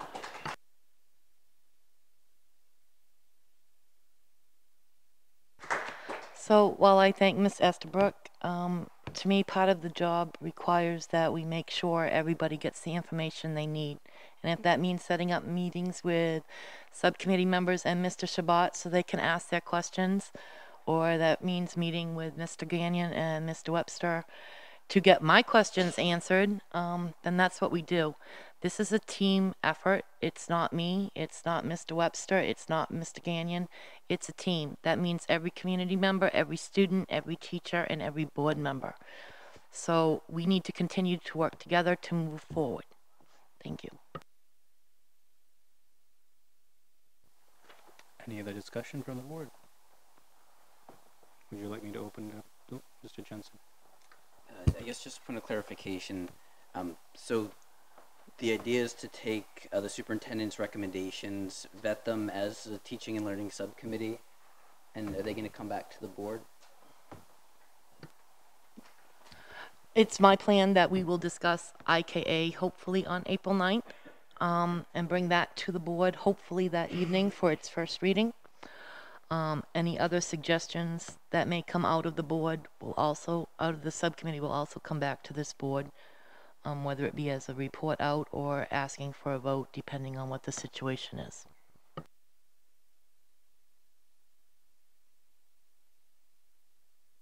Okay, so the only policy right now that we would be scheduled to review would be policy IKA.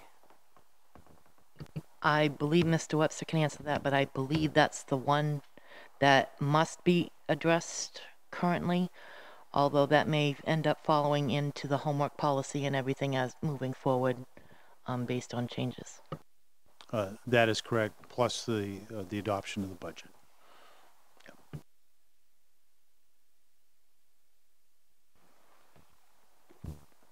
Any other discussion from the board? Okay, there is no action on this, so we'll move ahead. And at this point, I think we'll take a 5-minute break. You don't want to just do No, we'll just take a 5-minute break because we want to clear up the room. And I need to go to the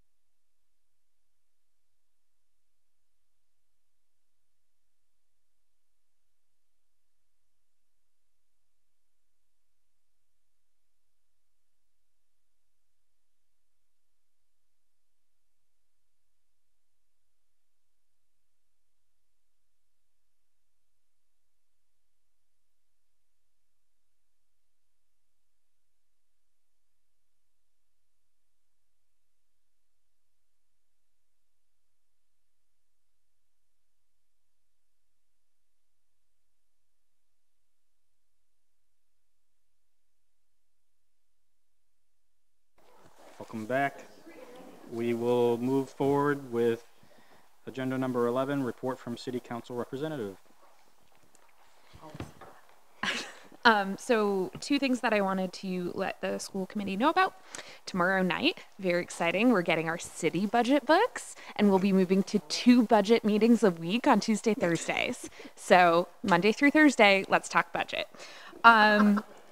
And then secondly, right after we get that presentation at our workshop, we will then hear a presentation from Green Dot LA. For those who haven't heard of this program before, it's a bystander intervention program that works to help people recognize events that might be labeled as red dots that are harmful to our community and to community standards.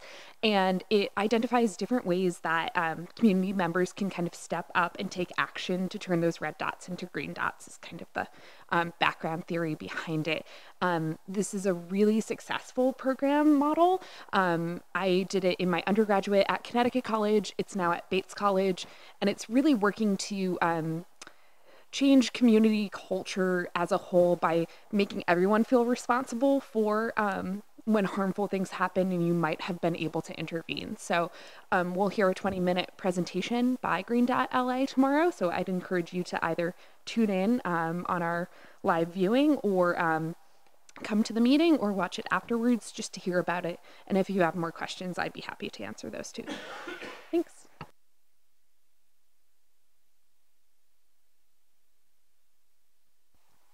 Moving ahead to item number 13, report from the school superintendent. Does that mean there's no report from the school committee chair, item 12? Did I miss that? Yes, I did. Well, we'll go to you first. How's that? Okay, well, I've talked enough tonight. I don't think I need to say Is anymore. that okay with the parliamentarian? Over it? Okay. Am I going? Okay. We're being polite, I guess, tonight. Okay, so I wanted to start with something interesting and exciting, something that's never been seen before, and that is something that Miss Megan Parks introduced, and I wanted to just give her the mic for a moment to introduce the. Oh, so do I. Thank you. The kickball tournament. So the Lewiston Auburn Metro Chamber of Commerce is holding a kickball tournament April 28th, and they're signing up teams. And so I signed up the Lewiston School Committee and Lewiston Public Schools for a team. So we will all be playing in a kickball tournament and injuring ourselves for anyone who wants to come and watch. We do still need players. I emailed Bill about that earlier. Jay? Enforcer. I'm just saying. I'm sure he could kick that ball right across the field right there. It's an indoor tournament. I just yelled. I didn't realize the mic was on. It's indoors at Ingersoll Arena. So it's not even out in the cold. And if I may, you're going to speak to Sue Turgeon if you want solicitation here at the Dingley Building, right? I emailed you earlier, but I'll email her. Okay, good. Thank you. Just another note to that, Tanya Estabrook is designing the T-shirts, and so if that interests you, I think that is a pull. Yeah. Love some input. No, we're not doing knee-high socks. I support you.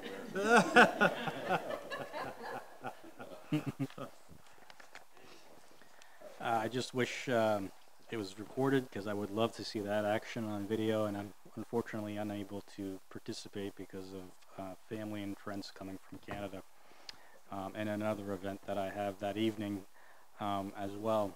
But if I can, I will certainly come and attend in the audience and cheer you on. Maybe I'll bring some cheerleaders. I'm just going to keep it short and sweet because of everything that's been going on in the last few weeks. I want to thank everybody again for all the patience, hard work that's gone into that in the last few weeks. I know several of us have lost a lot of sleep and had to communicate very effectively in various ways, and I hope we can continue that form of communication as in all lines of communication open and being responsive to that as well throughout our entire community, as well as our schools, the superintendent, myself, and the school board. And now we'll leave it at that and move with the superintendent's report, number 13. Well, I did just think of one thing I do want to mention. On Thursday, March 29th, I believe. Let me just check my calendar. Yes, that is the next and likely the last in this cycle community forum on the Visual and Performing Arts Center. The architects will be presenting the concept plans for the building. I think there'll be some images of what it might look like on the exterior as well as interior space. And this will be the last opportunity to provide input before their final report, which will then go to the new building committee to talk about next steps.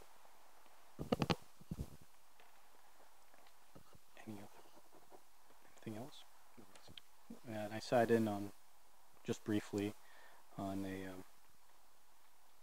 online video chat, and they showed some samples of the outline they had with blueprints, I guess, if you want to call them that, and it was very fascinating. It certainly drove a lot of excitement and discussion, and I think if you come, I think it'll drive a lot of that excitement and discussion as well, to see what has already transpired in the visual concept plan of what this Visual and Performing Arts Center could bring to this district. So it'll be exciting. All right, item number 14, future agenda items. Are there any future agenda items anybody would like to bring up? You're nodding your head? No? Okay. Everybody over here? Mr. Chair, I just have a question of how that procedure goes. Like, if no matter what, we can just say this at this point and say, you know, I don't have any example, but if I wanted to talk about something next time, I could just say whatever. Do I have to go through a subcommittee, or how does that work?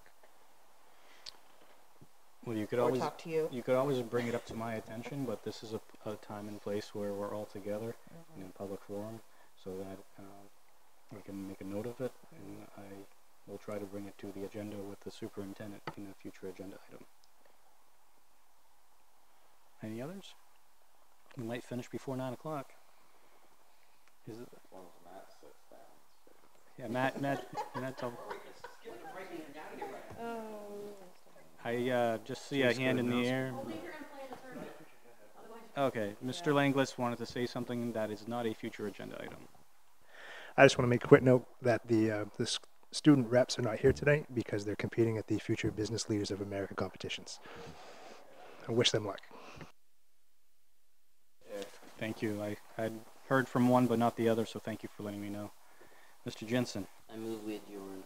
Second. It was over here. Who was it? It was Megan. I heard all of them. Parks. Sorry, Parks. She spoke second. Okay. Those in favor?